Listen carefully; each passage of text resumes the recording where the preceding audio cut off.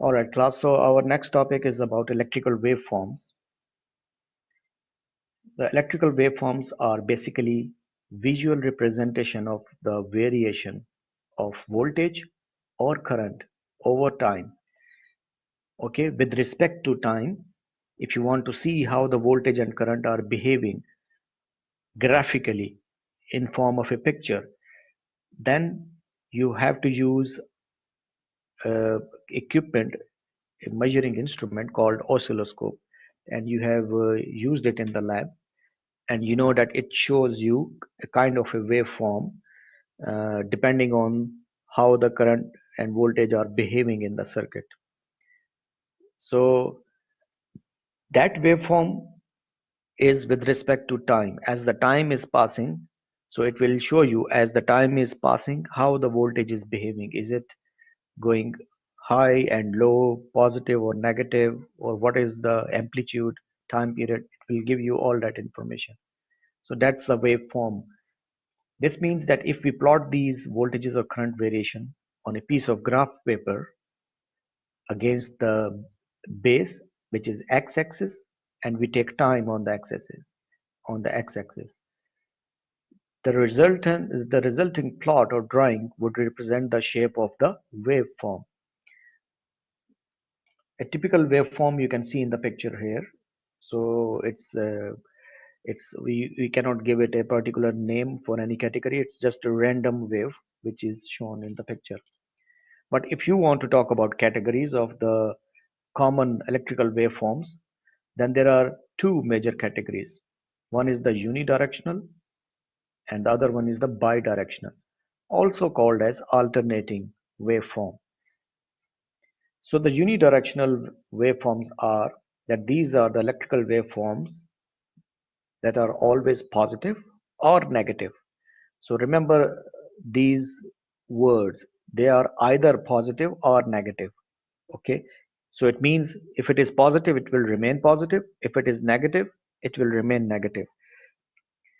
So they are either positive or negative in nature, flowing in one forward direction only, as they do not cross the zero axis point.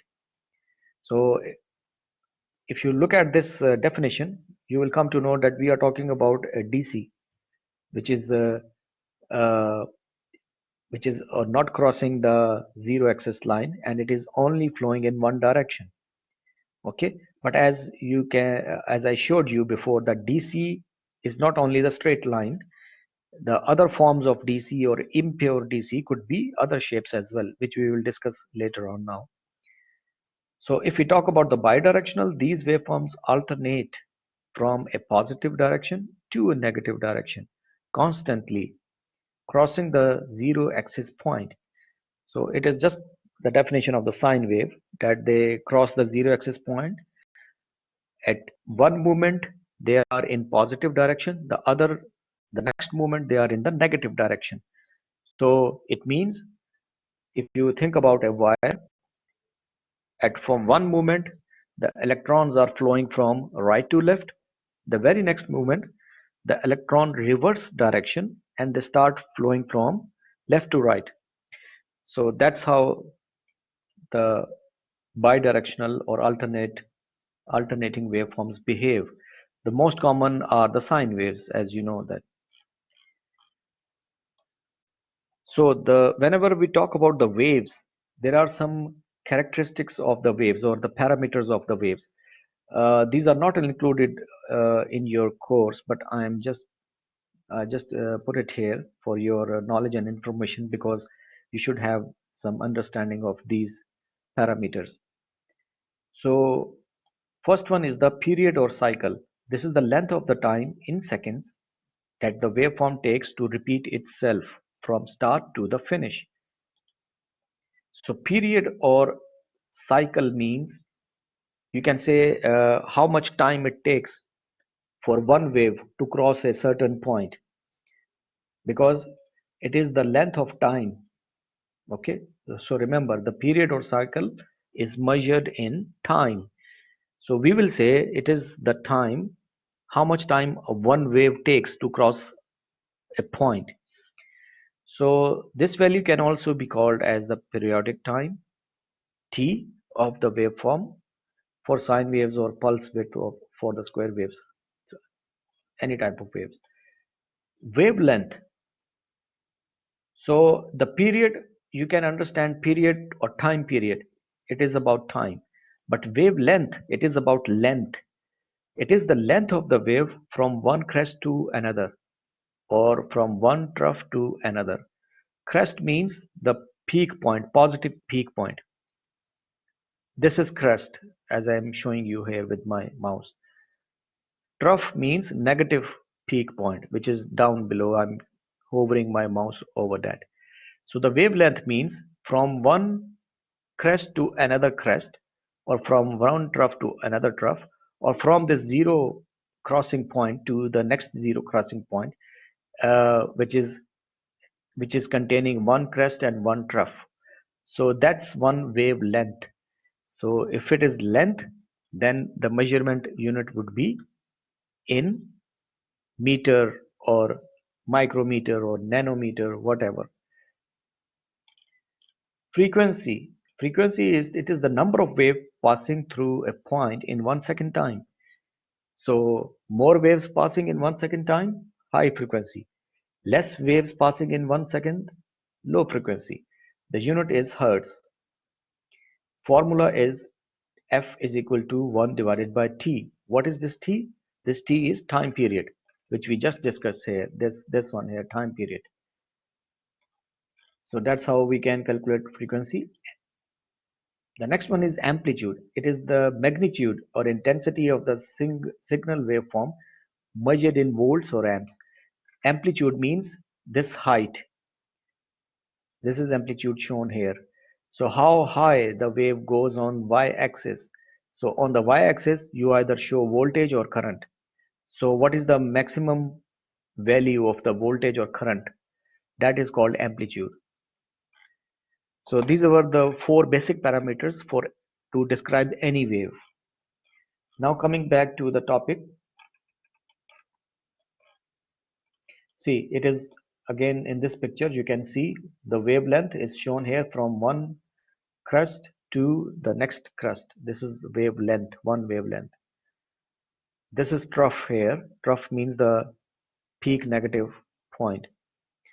And this is the amplitude shown here. So coming back to the topic, common types of electrical waveforms. First one is the sine wave. As you can see here, the sine wave, it alternates between positive and negative as it is crossing the zero line. So it is a bidirectional wave type.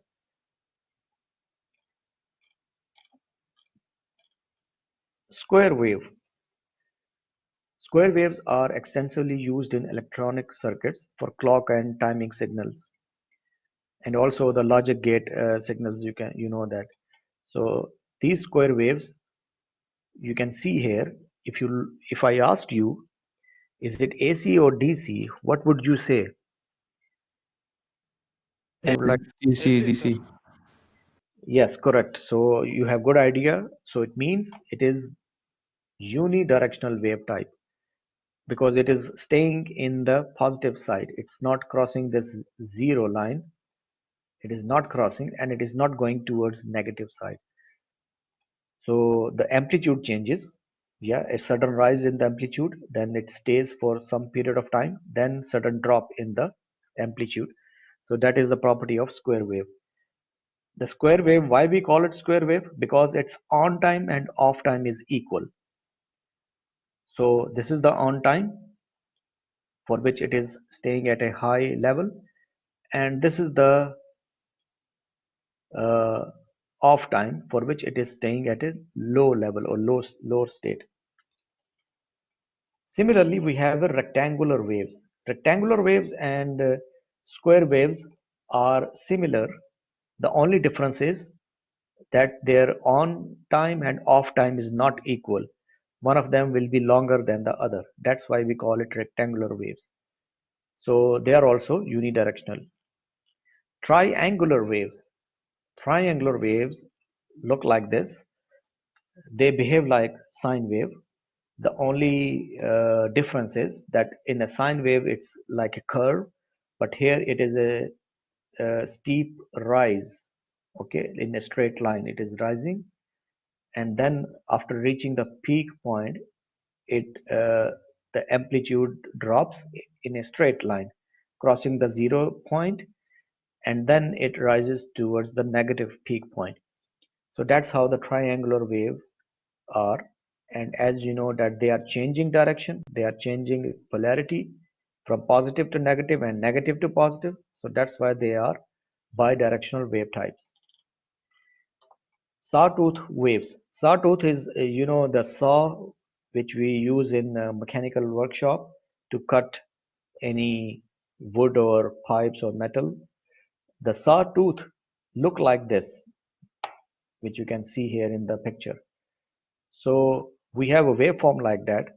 Sawtooth waveform are another type of periodic waveform. As the name suggests, the shape of the waveform resembles the teeth of the saw blade. So they rise linearly, okay, and then they reach the peak point.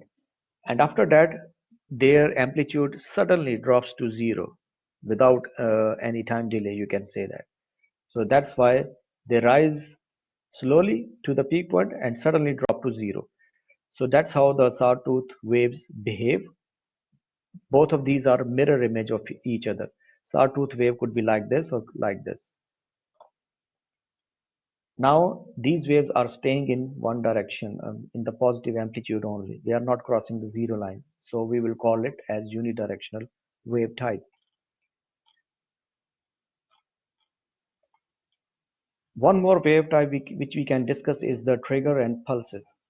Trigger and pulses, actually, they are the waveforms which rise to the high amplitude for a very short duration of time. So technically triggers and pulses are separate, but we can combine. Trigger is basically just a very narrow pulse. Means narrow pulse means it is going to the high value for a very short period of time. As you can see here, they are at zero state, then they rise to the high level for a very short period of time. That is called a pulse or trigger. If you remember in electronic circuits, we discussed triggering pulse, the pulse which is triggering the circuit, switching on the circuit. So these are the triggering pulses shown in the diagram, and as they stay in only one direction, so we can call them as unidirectional wave type. So these were the different common types of the waveforms which we categorized into unidirectional and bidirectional. So I will stop the recording here and open the question